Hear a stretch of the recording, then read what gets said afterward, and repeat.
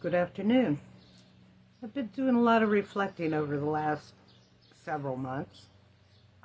Especially been kind of intense lately, in the last week since, having major surgery and just so much going on. And it's funny how you get a different perspective going on about, your life.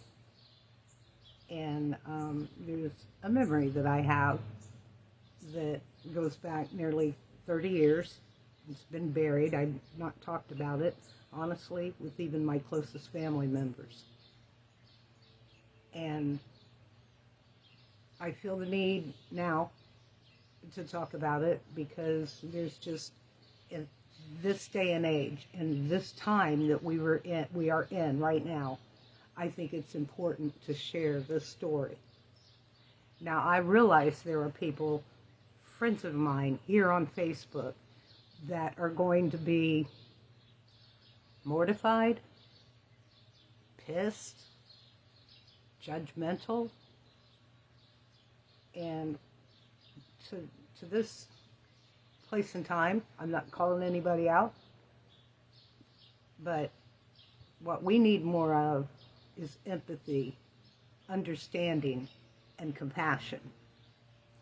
And if you can't muster up any of those qualities, I would suggest you turn the other cheek, look the other way, and mind your own damn business. Back in 1995, Rob had been out on the big red boat for quite some time. And I had moved in with his mother, and my mother had been in hospice and passed away, and Rob came home for 2 weeks. He had a 2-week period where he was off work and came back, and the game plan was I was going to go with him back to Florida, which is where the big red boat took out of when he was doing the Blues Brothers, and look for a place to live and, get closer to Rob and be down there. We hadn't been there but a day, and the Blues Brothers act had been moved to Vicksburg, Mississippi. And the following day, off we went for a 5-week adventure. We pretty much stayed in a hotel that was at the top of the hill. The casino was moored into the Mississippi River, and it didn't really go anywhere. It just sat there being a casino, and we took all of our meals there and hung out there and partied there, and he worked there, and actually I worked there for Legends when they would have the personalities come out and sign merch, that I was selling the merch and they were signing and meeting people, and didn't see a whole lot of selfies back in those days. It was a great time. We had a lot of fun. It was just one great big party. We'd get up, it might be 2, 3, 4 o'clock in the afternoon, and come down into the casino to get lunch, dinner, whatever it is they were serving at that point. And, the workers all knew us. And first thing they do, every time they saw me walk in the door, slam, have a beer. I got to the point with it where I said, look, I just woke up. I can't be drinking beer. Bring me a Bloody Mary.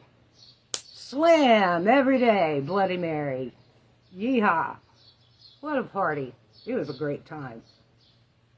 After the gig was up after 5 weeks, and, Rob and Timmy, who did John Belushi, God, he looked like him in a crazy way. But anyway, they got on a plane and they went to the next gig, which was in Myrtle Beach. I got on a plane and flew back to Dayton. And I'm sitting there in the kitchen, and there's this funny little calendar that Rena had that, you change the dates each month to fit in like where they belonged. And I looked up at that calendar, and it dawned on me I'd been gone 5 weeks and I never had a period. And wow, okay. I was also spotting blood. I took a pregnancy test because that wasn't a normal period. And I was pregnant. And at that time, I made the decision the best thing to do was to have an abortion. That is, the heavy drinking that we were doing was no way to start a life. If you don't know about fetal alcohol syndrome, take a moment to Google it and find out what really goes on with that. Because those first 6 weeks of a pregnancy are crucial in the health and well-being of that fetus. And I knew that. And I knew what I had just lived through. And I made the decision for myself that I was going to abort the baby. Now, Terrence, my good friend Terrence, who had been living with, Rena during all this time, he was there when Mom died and helped me through that. And he drove us there in my car to the clinic out in Kettering, Ohio, which is the local abortion clinic here in the Dayton area. And we got out of the car, and Terrence went, "Oh my." And I looked up, and there in the yard were 8 to 10 self-righteous bitches holding signs, just ready to attack us. And Terrence said to me, "You take my hand, hold your head high, look forward, don't look at them, and just keep walking." And that's what we did. And I can remember us first starting to walk down the sidewalk towards the door, and they were very much in the yard of the clinic. Truth of the matter is, their First Amendment rights stopped on the public sidewalk. And we had to walk past them to get into the front door. I remember starting to walk towards the door, and they looked up at us, and they just started lunging towards us, screaming murderer and baby killer, and it was just crazy intense to the point where I completely blacked out. I don't remember walking in the front door of that clinic. I vaguely remember being in the reception area where, Terrence and I at that point were pretty much just happy to have made it through all that alive.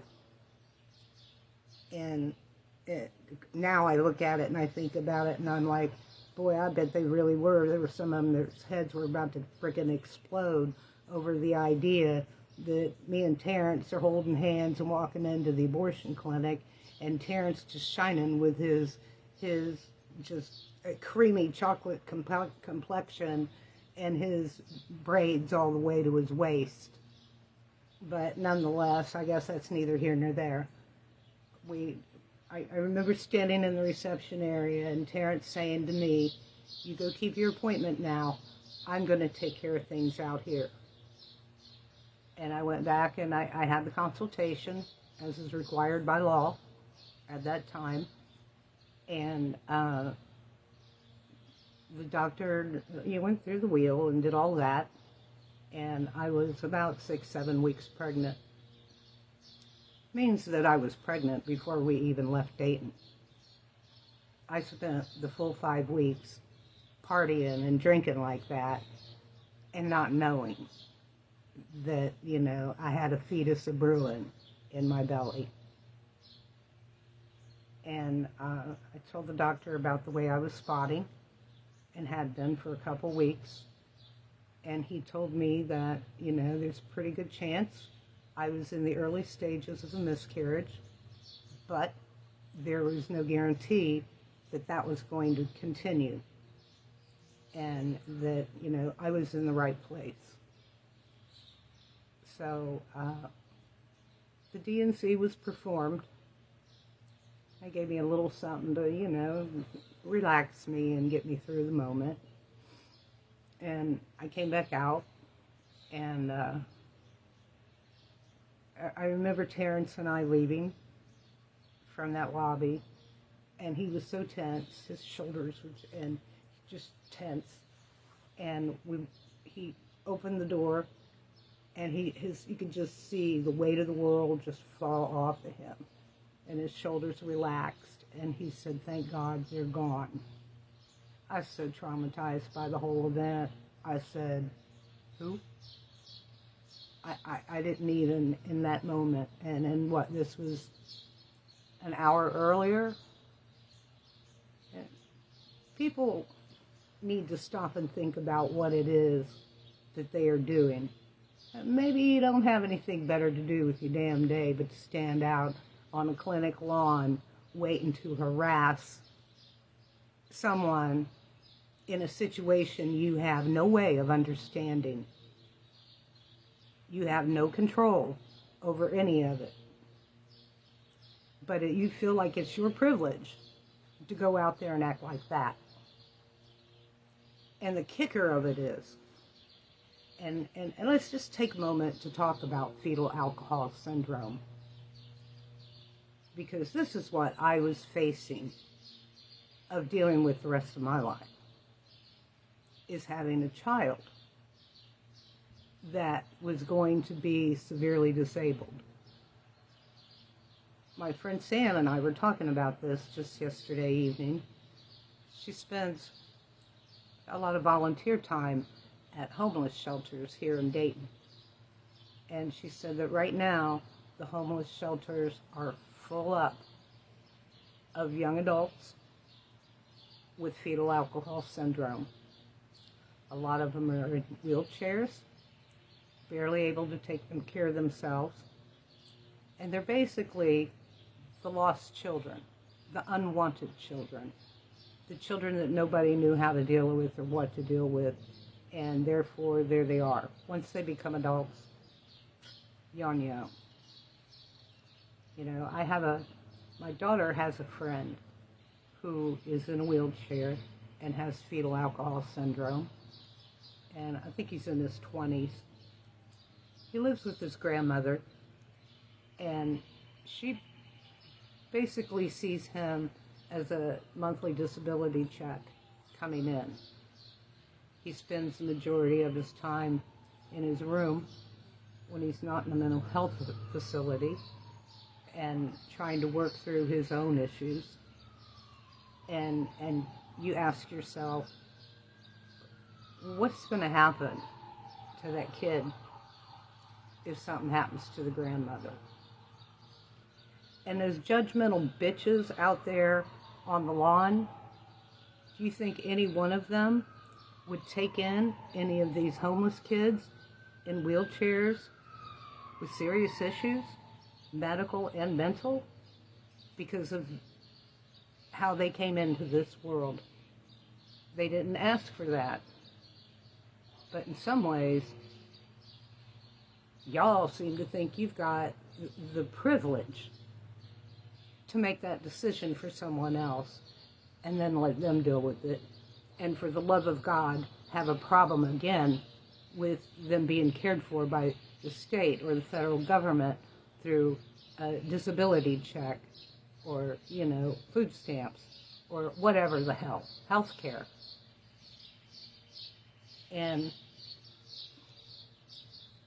I look at that time and how I had the ability to make that decision for not just myself, for our entire family. You know, this child would have been between my son and my daughter. And you look at me now, I may not last much longer. And Rob's not getting any younger either. We don't have a whole lot of family besides ourselves and our kids, which means our children would have been saddled with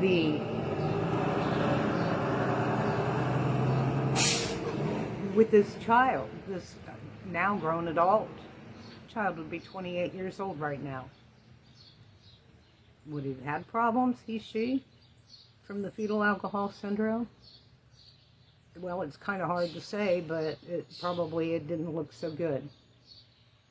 And I think about where we are in time right now in 2024, and you realize if you had taken that situation back then and put it into now, you put it into 6 months from now here in Ohio, and I would have not only not been able to have that procedure, if I had actually been having a miscarriage and walked into an emergency room, the only miscarriage I was going to have in the emergency room, a freaking hospital, was going to be in a public restroom. And this has happened here in this state. You always face the possibility that the state might decide that they want to turn around and try to indict you on abuse of a corpse. And it floors me that this is where we are at this place and time in our country. And the majority of the people in this country see the logic. They see the compassion and the empathy. And for the rest of you people, learn to turn the other cheek, look the other way, and mind your own damn business, because it ain't about you.